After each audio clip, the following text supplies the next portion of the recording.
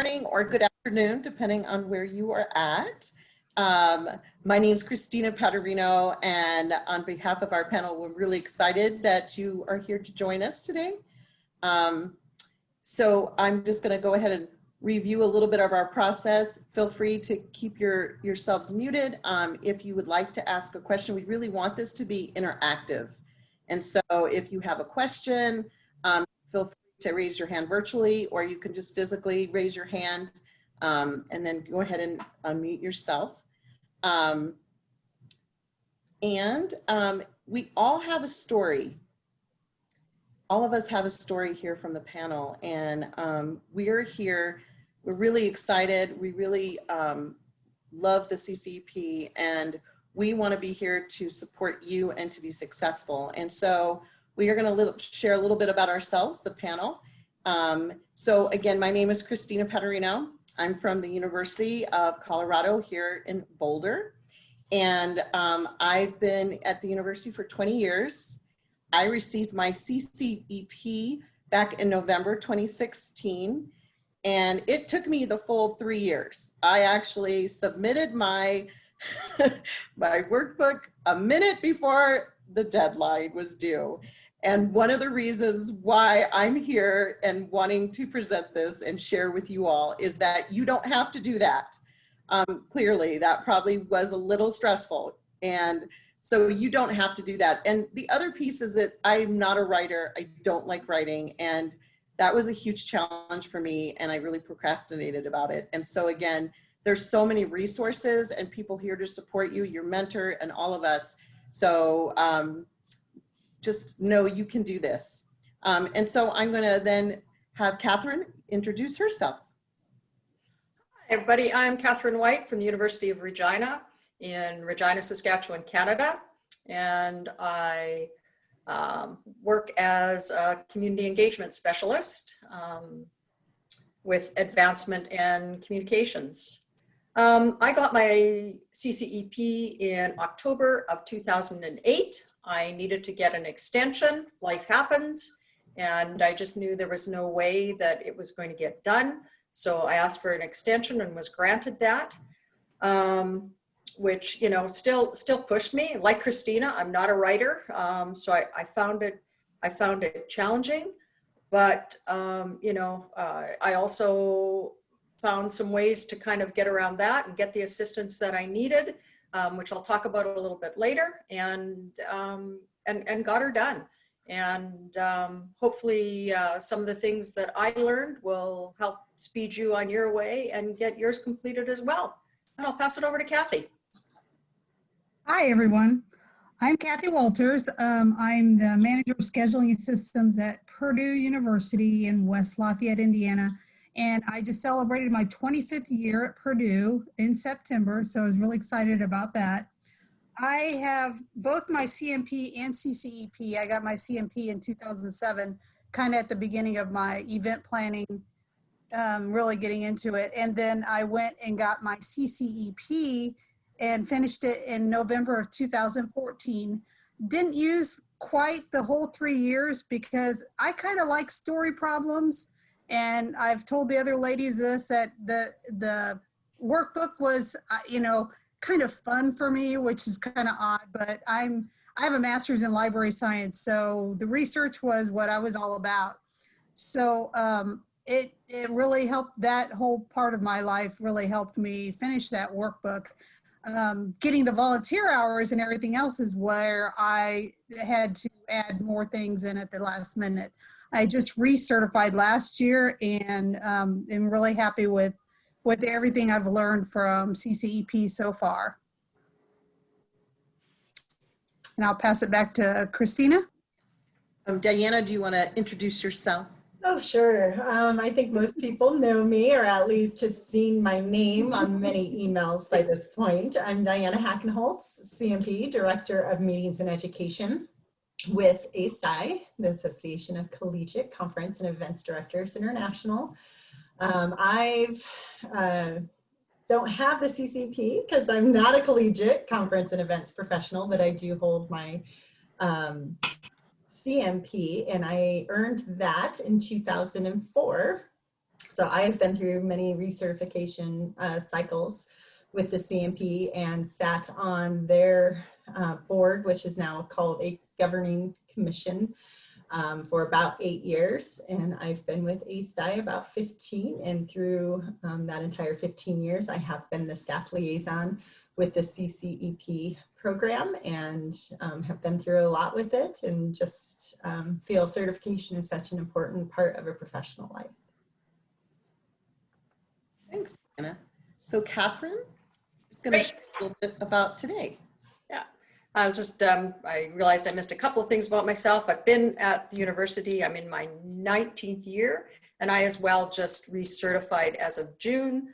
And that was probably because they extended the time on the recertification process with COVID. So yeah, I tend to sort of put things off a little bit. Anyway, today, you're going to take a look at developing a plan to finish your CCEP workbook and essays, because that's usually the biggest stumbling block for people. We're going to learn best practices to organize your content and answer your workbook questions. And we are going to leave you motivated. You'll just want to get her done. So, and get that certification completed. So that's what we got on the agenda for today. And I'll pass it back to Christina. All right. Thanks, Catherine. So we want to know a little bit about you all and where you come from and what process, where in the process for CCP you are in right now, and maybe a little bit of maybe what you expect to get out of today. So what I'll do is, because we are in different orders, I'll just call your name next. So Jill, why don't you go ahead and share with us? I get to lead off. Okay, so I'm I think about a year into the process, and I'm doing pretty good with educational hours. I think I've actually already met that requirement. I'm I guess a third of the way for volunteer hours.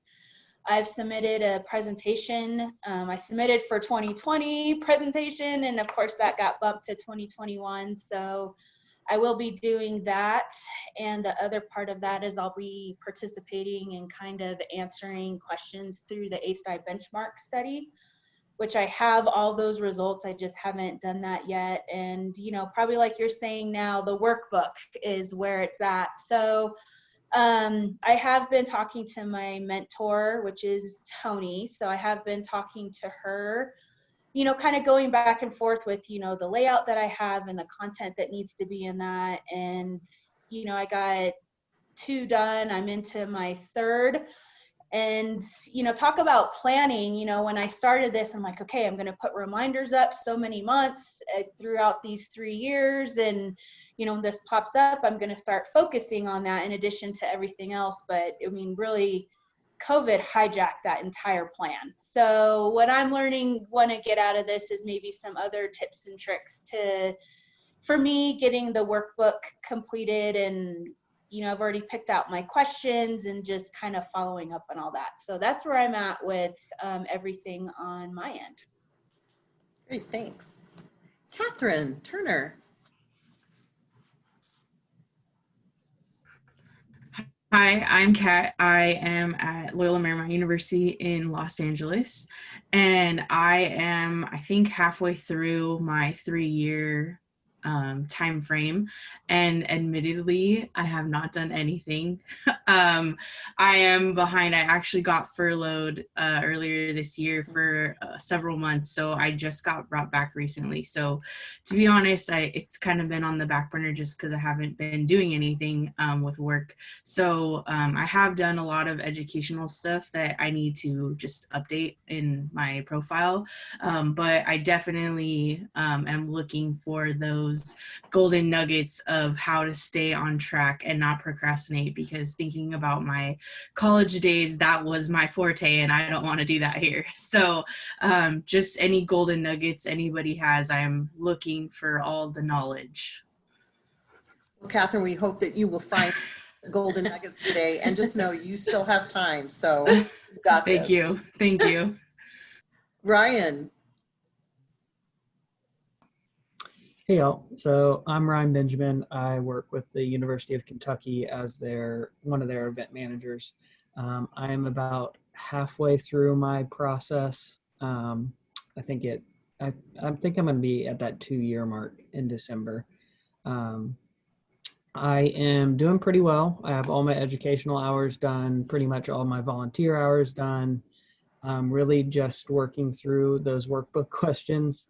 I think I have all of them picked out, and then I'll reread them and be like, no, I'm going to pick another one, but actually not work on the question. So I have those, and then I have a couple of the section B.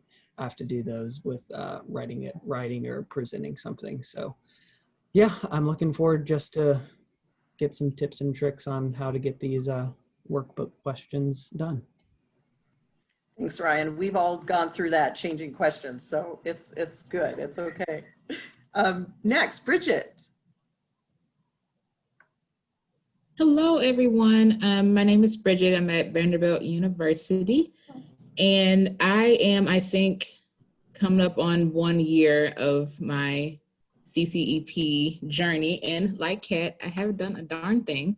But aside from picking out all of my workbook questions and just putting all my sources down, like my links and everything, so I know what I want to say. I've made an outline for all the questions, but just sitting down and actually writing out the material, again, like Jill said, got hijacked by COVID. My office, the Office of Conferences, we've been put on maybe 6 different COVID task force. So when I think I'll have a minute, something else pops up. So even right now, we're working in COVID housing where we're putting our quarantine students. So this has unfortunately taken a tiny little back seat, and I try to come to the forums and everything, and I'm trying my best, but I know I am lacking on my volunteer hours, and I think my educational hours. So I know I need some help on remembering to upload things and/or just writing out the my pieces for the CCEP for volunteering and stuff like that. Hey, we're sounding like we're all kind of in the same boat. You've got this too, Bridget. Tony, do you want to just share a little bit about you? Well, I am brand new to the CCEP committee. I'm from Montana State University. I got my CCEP in 2015, and I personally loved the workbook. It was life-changing for me. So the reason that I liked it so much was my strategy was to deliberately pick the questions that would force me to research them and improve my own business operations. So I skipped over questions that I thought I had a quick answer to and said, that's too easy. I need to go for something that is really going to give me an opportunity to gain some skills or gain some knowledge or do some research that's really going to help me grow my own conference operation. So that was kind of how I approached the workbook. So consequently, it took me a long time to do, and God bless whoever graded my workbook, because it was inches thick. It was just a monster. So, whoever did that, kudos to you. I like to write. But that's a little bit about my CCEP experience and my workbook experience. Thanks, Tony. Barbara. I'm Barbara Kingston. I manage the event logistics for 5 campuses of a community college in northern Colorado. And I'm going to make this real quick because I'm actually driving through Georgia right now. I have done virtually nothing. I think I'm into 9 months of my first year. And again, I got hijacked by COVID. It just seems like every time I sign up for a meeting for my CCEP, somebody throws in another student COVID construction meeting at my institution. So, because we're also in the middle of building a $60 million welcome event center, and I'm a huge part of that. So And then unfortunately, my daughter was seriously hurt in a car accident 2 months ago. So I've been in Georgia since then. But yes, any, you know, little hints about how to get refocused and to get back into it would be greatly appreciated. Thanks, Barbara, and be safe driving. And then next would be Deb. Hi everyone, I'm Deb King. I'm from UConn School of Law in Hartford, Connecticut. I have not started anything with my CCEP, admittedly. I am a procrastinator.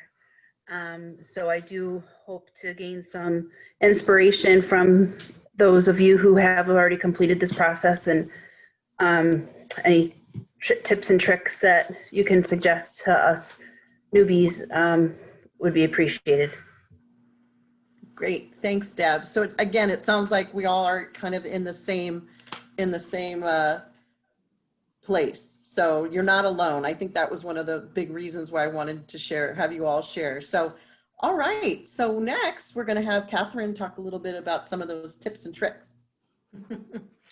Okay, you can hear everybody approaches it differently. Everybody feels very different about the workbook. You know, as I was saying, for me, the workbook was a real struggle. You know, it took a lot of time. And as I said, I did need an extension on it. And, you know, life happens, as we've heard, you know. Nobody sort of expected COVID. And for some, COVID's been a really good time to work on their workbook, but that's not the same for everybody. The first thing I would say is go through and pick your questions, you know, decide what ones you want to do. And as, you know, Ryan was saying, you know, you might change your mind down the road, but at least to go through and see what's there is a really good place to start. And for me, because I'm not a writer, I took the ones that I thought were going to be the easiest.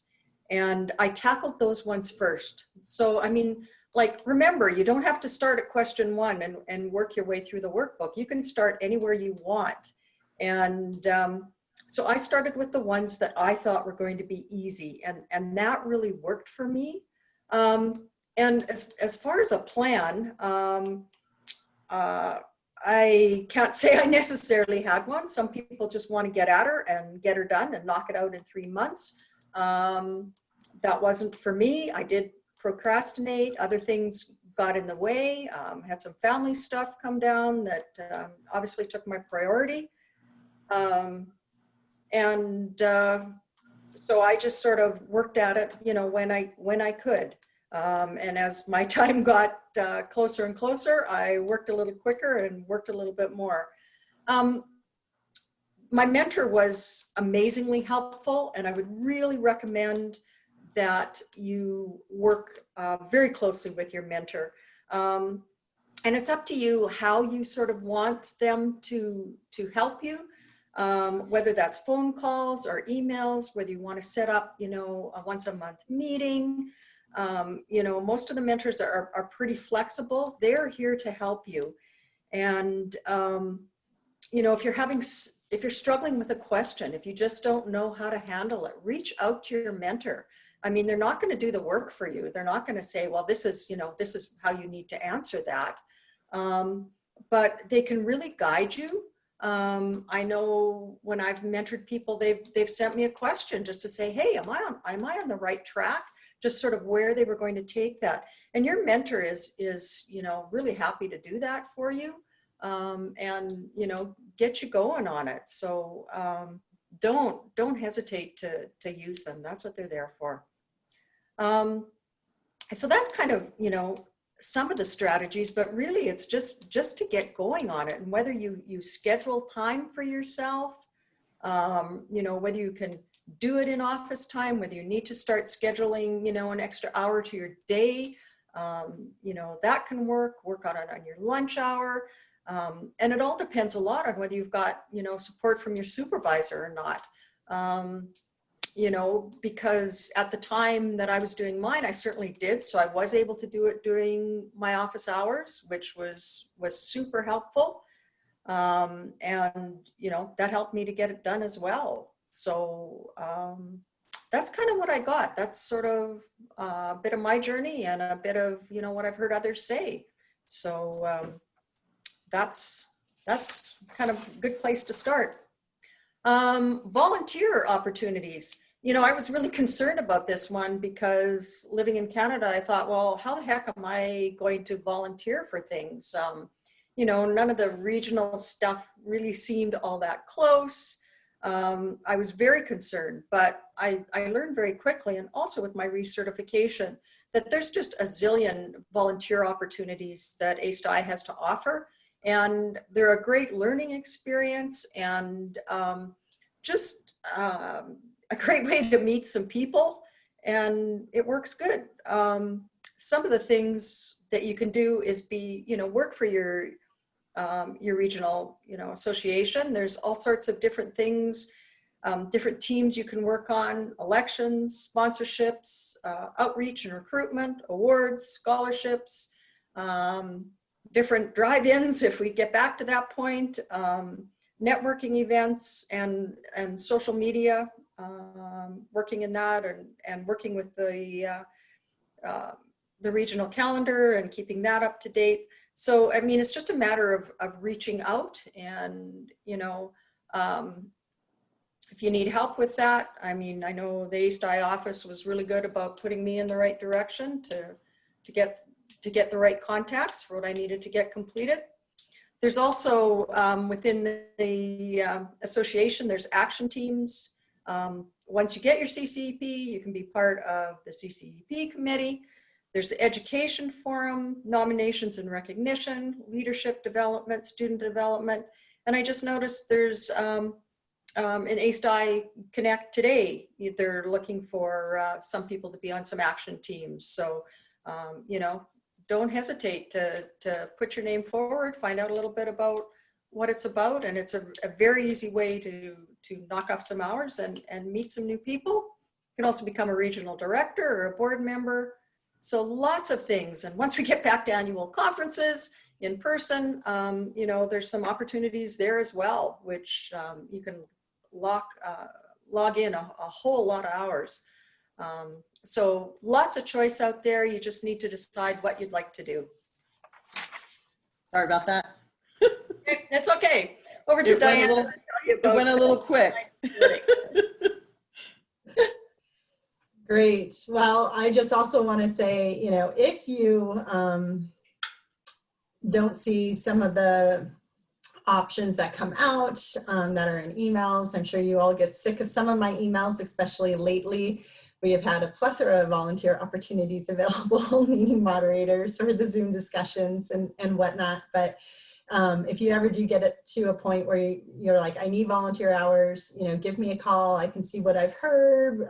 It might take me a few days to see where some of that help is needed. Like Catherine did mention, the Recognition Action Team is definitely in need of a few more members. So that's a really easy way to jump on that, on a few volunteer hours there. They are an action team that is very time specific, based on when we put out the call for nominations for awards, which is out right now. And then they will be really beginning their major work for the year in reviewing those and making those decisions. And then just meeting a few other times along the course of the year to review processes that are in place and seeing what needs to be done. So please never hesitate to contact me if you're looking for something in that arena. So I just wanted to go over very quickly. I know many of you do know how to submit your work that you are accomplishing. And I am just going to switch my share. All right. Does everybody see the ASTI webpage as if you were logged in? Great. So CCEP is really a self-directed program. So you can manage your progress as best works in your life and in your situation. A few years ago, we were very lucky to be able to put this on an online format, so you didn't have to wait for a semi-yearly email from me to remember where you are in your process. At any point now, you are able to log in to your ASTI profile and see where you are. So when you log in and you're in your Manage Your Profile, you just page down very quickly to Professional Developments, and it will show your Certification and Programs tab. Oh. So that is, I apologize, folks. Somehow Really it good. switched over. Technical to me. difficulty. Little technical glitch. I'm going to stop a share really quick and get where I need to go. My apologies. I love technology. Diana, while you work on that, Yes. I would offer up a little tip that can help with the workbook. And that is, I kept my workbook open on my desktop all the time. So whenever I had a few minutes, I would see that, and it kept it right in the front of my mind as something I needed to do. So I kept that thing open, and sometimes I lost some of my changes. It happens sometimes.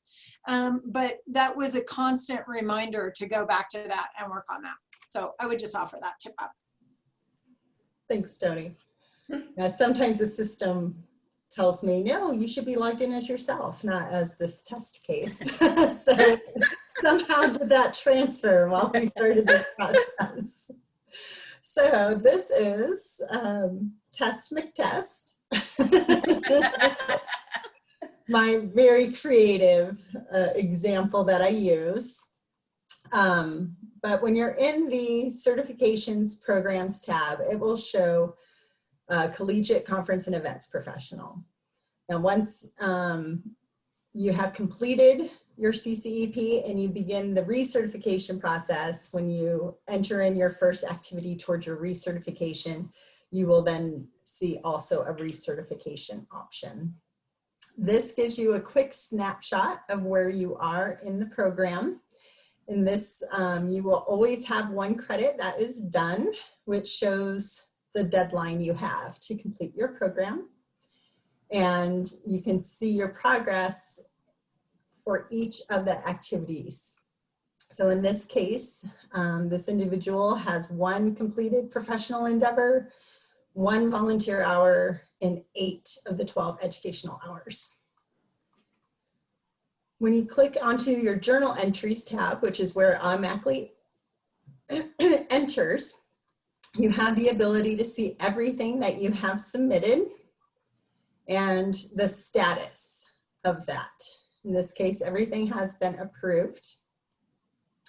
You can search by denied or pending and approved statuses, and those would be the only ones that would show. You can search by educational hours. So in this case, they completed 8 and they're like, oh, did I already submit that educational hour? Then it'll just narrow it down so you can look so you don't do a duplicate and get denied that request because it's a duplicate. And you can also filter by date. So those are really great ways to just manage your current activity. You can easily add anything new by clicking on the add entry. You choose the Collegiate Conference and Events Professional, which credit type, and then you can do a simple description if you want. If you don't want to type out everything into this little box. And I actually do encourage that for everybody to on those lengthier descriptions where you have to describe what you learned in a session, what the volunteer hour entailed, just put it in a Word document and do see attachment. And then it's easy then just to pop up that document right there. I found some people that,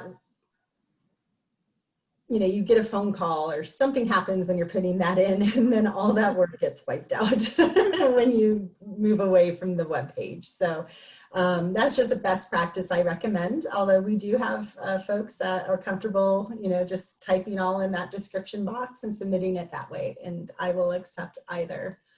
Then you simply put, I did 1 hour, and everything else is blank. That's what I put in. And then the second you submit it, I get a notification in my email, and you will see that that is a pending status for review. And then once that's reviewed, you should receive an email that it was accepted or denied, and there'll be a reason for the denial. Usually it's because it's been a duplicate submission accidentally. Does anyone have any questions on managing your program through the online portal?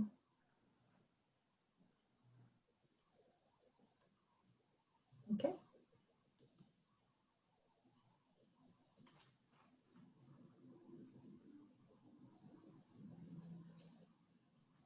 Okay. So Kathy is going to start sharing. Can you see the screen? Were you able to flip it? Not yet. Oh, okay. You'll have to reshare since it's under. Okay. Sorry about that.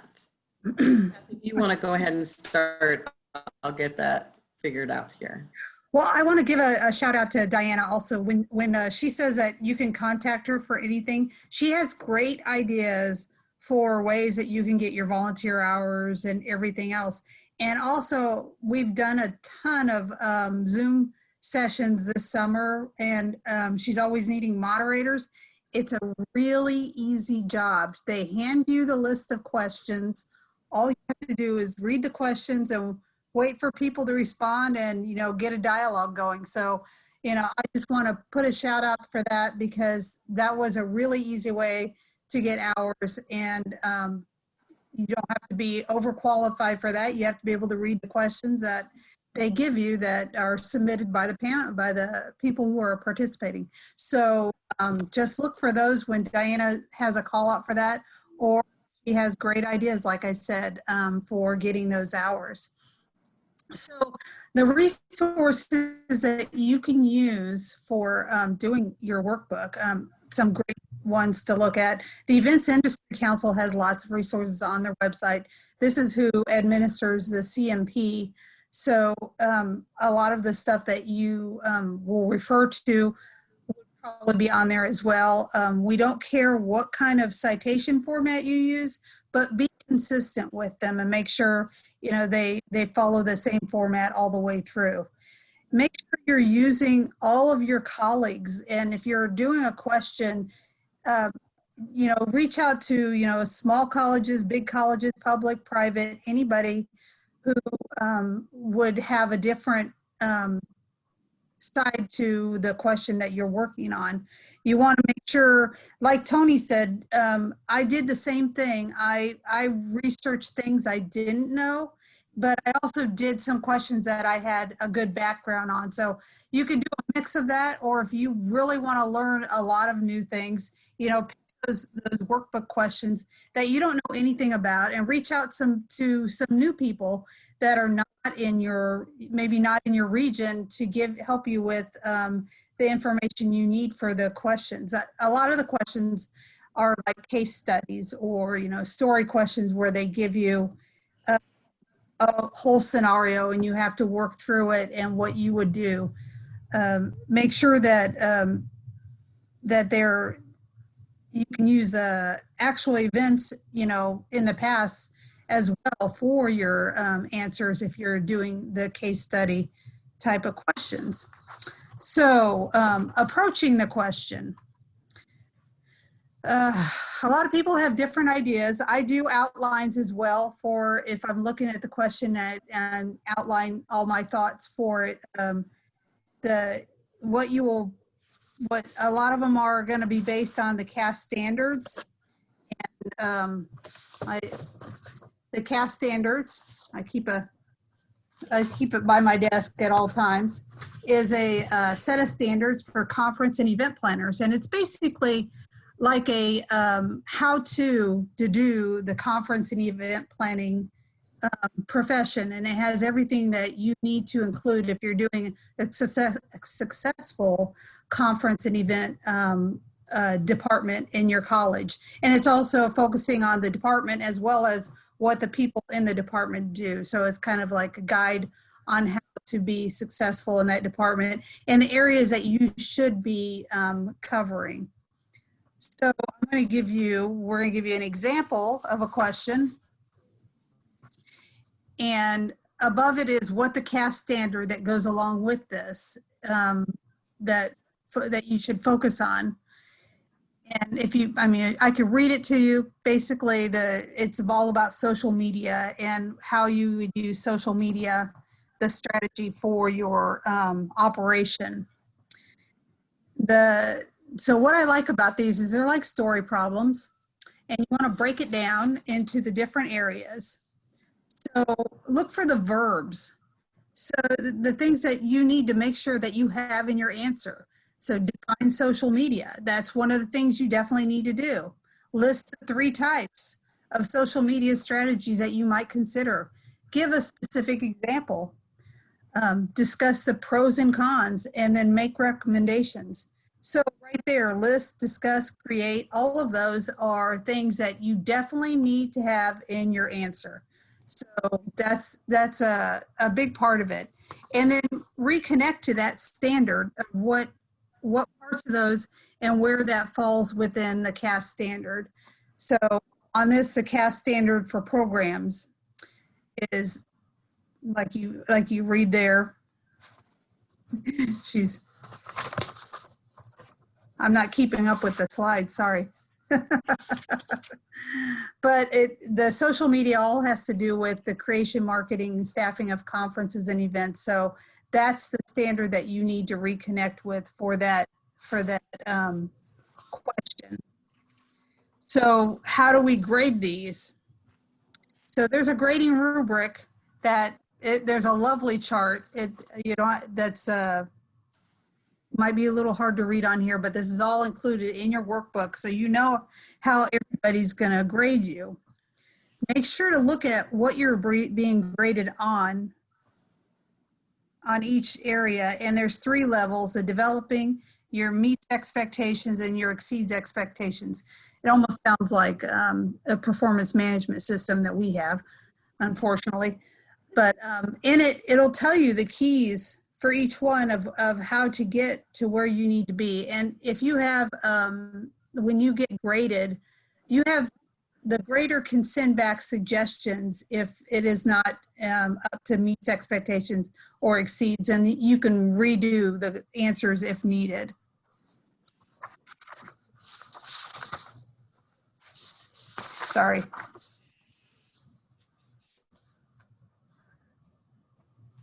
So the different things, will I be graded on this? Yes, spelling counts, punctuation counts. Everybody has a spell check in their Word nowadays that you can use. And also always refer back to your rubric for everything that you'll be graded on. So some suggestions that I have also with in the grading area. Make sure that you're taking an industry-wide perspective beyond your campus and beyond, you're not just choosing small colleges. Make sure you're choosing small colleges, large colleges, public and private when you answer the question. Make sure there's multiple stakeholders that you're taking into account and all the different perspectives that question might pertain to. Make sure you're incorporating the CAS standard, of course. And the last thing is always make sure your format, your style is consistent all the way through. Yeah, the big part about, I just wanted to add, Kathy, was, you know, that industry-wide perspective. That Mhm. tends to be something as a grader, even as somebody who answered the questions, to really look at, you know, look at a large university versus a small university, religious, non, you know, 4-year institution versus a 2-year, look at events versus conferences. A big thing about this is, you know, I always recommend, you know, yes, I always think some of those questions are easier. Definitely tackle those, but challenge yourself a little bit on these questions. It really is there to help you in your job and to learn. And so challenge yourself a little bit and, you know, think out, you know, think if you're at a 4-year institution, non-religious, maybe look at more that, you know, when you're starting to do comparisons, because there's a lot, well, it'll say, look at, you know, 3 different institutions and, you know, look, kind of step outside your box a little bit. For this is really a time for you to really learn and understand more about our industry and really look at those different areas. And reach out to other people, you know, within ASTI. That's another great part of it is the membership. There's so many people in ASTI that you can reach out to. And, you know, when you're networking, you know, jot down those names and, you know, contact people. Everybody is always certainly very helpful and willing to support you in that. Tony. I think,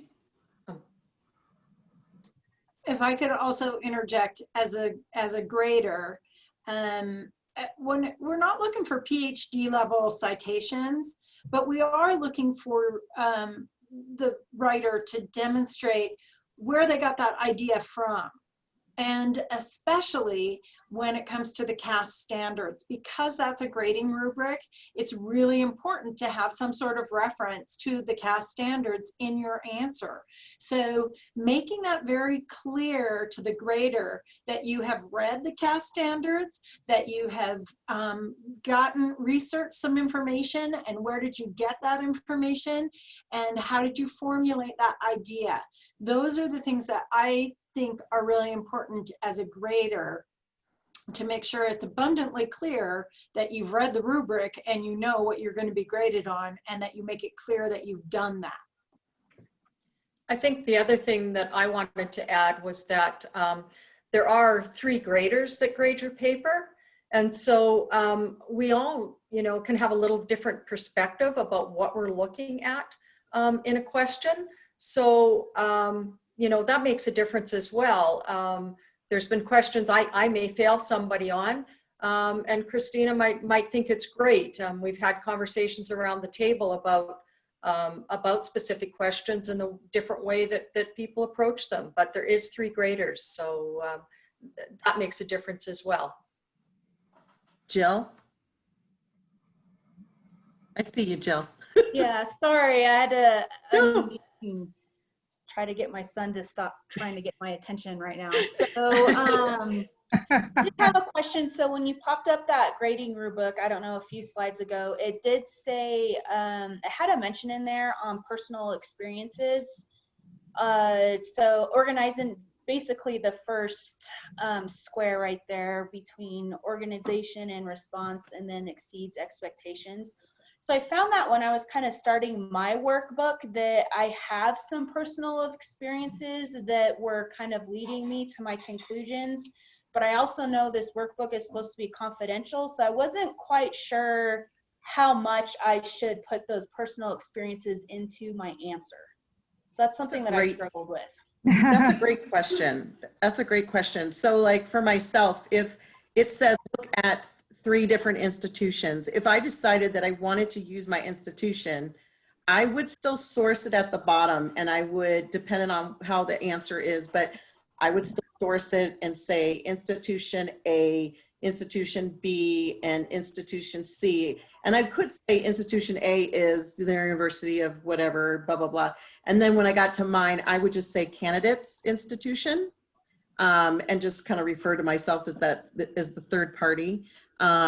Yeah, sometimes it's hard because, you know, you start answering it and you're like, well, maybe they'll know where I'm at. But, you know, when you start to look at it, you know, if you don't use your institution, you can certainly do that too. But in a lot of cases, we do have that experience and we do want to refer to that. So I would say that I would recommend to do it. Just again, keep your name anonymous, refer to yourself as candidate Mhm. and do it that way. Okay, yeah, there was that. And like I said, just personal experiences of certain things. I don't want to get too far into what I'm kind of thinking of, but you know, I've been in this situation and this is how I handled it. And I'm Right. glad you touched on institutions too, Christina, because I have reached out to some and I'm like, well, do I reference them? And I did like institution A, institution B, but I'm not sure if I'm supposed to list the actual institution that I reached out to.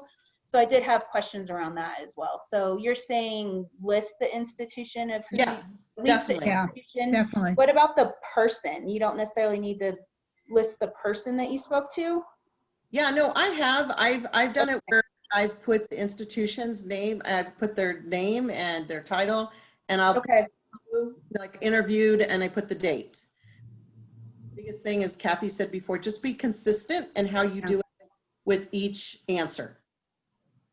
Kathy, did you want to?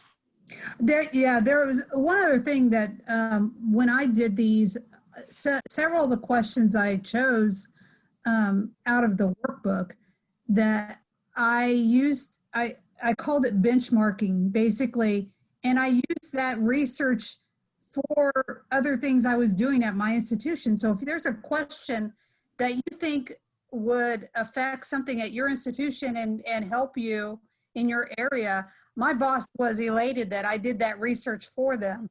So you can, you know, kill two birds with one stone.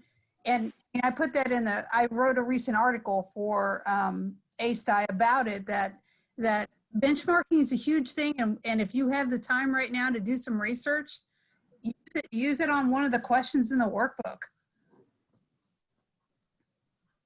And I mean, I've done that. So I saw some of these questions and I'm like, well, I have this project on my plate anyway, so I'm going to do this and then incorporate these answers in here. So I have done that with a few of my questions because I have at least already picked all of mine out, and some of them did align with things that I needed to do anyway. So That's great.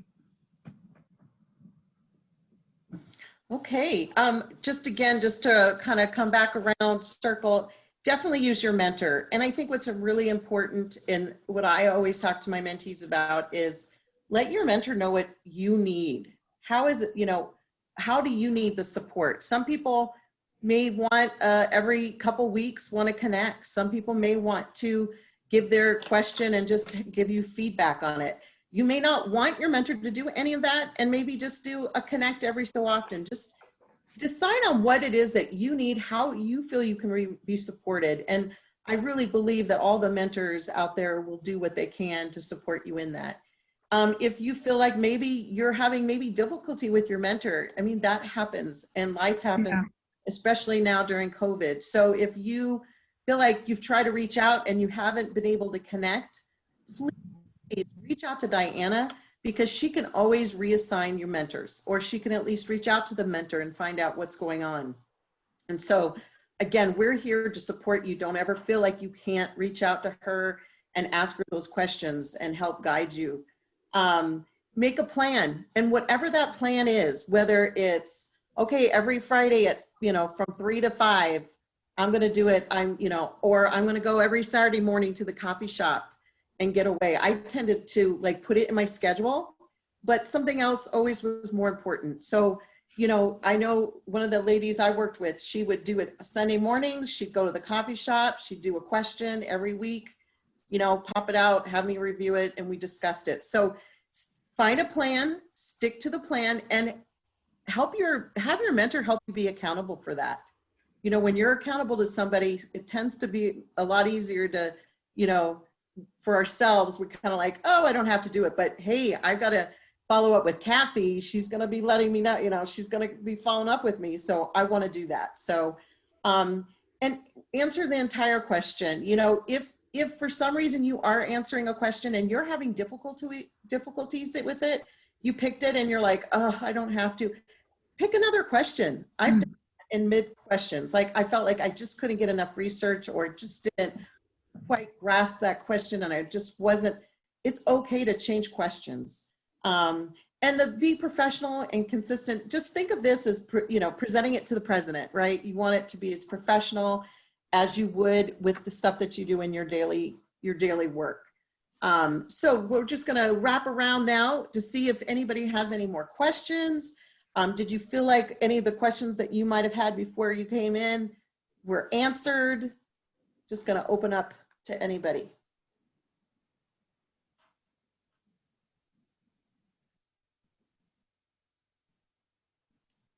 Is everybody pumped and ready to get at it? I could offer one more little suggestion for anybody who likes to use their inbox as their to-do list.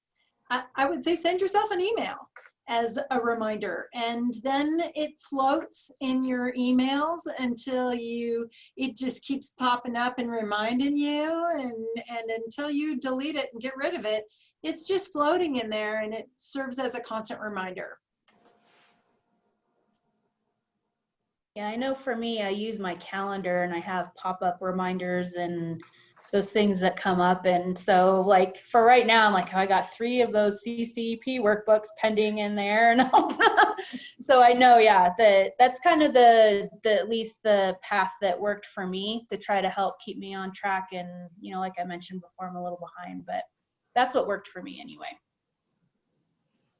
I think the goal is, when we end this call today, this session, is when you go off, just write down 3 things of how, you want to progress and move forward, whether it's talking to your mentor, whether it's starting a question, whether it's picking the questions out, whatever that is, just give yourself some 3 goals and just know that you can do this. I believe that none of you are at that, like, oh my gosh, I have to get it in next month. So you all have time. And yes, COVID has just turned us upside down. And so please give yourself some grace, but know that you can do this. And the big thing is, there's 4 of us on here that have done this. Feel free to reach out to any of us. Reach out to Diana. We're here to really support you and help you be successful on this journey. And we really want to support you through it. So as you can see up there, there's Diane's information, myself, my information. I'm the action team chair for CCEP committee, the action team chair. And so I'd be happy to reach out or help you in any way either. So thank you for being here today and taking your time. And again, if you have other questions, again, feel free to just reach out to us individually if you prefer it that way.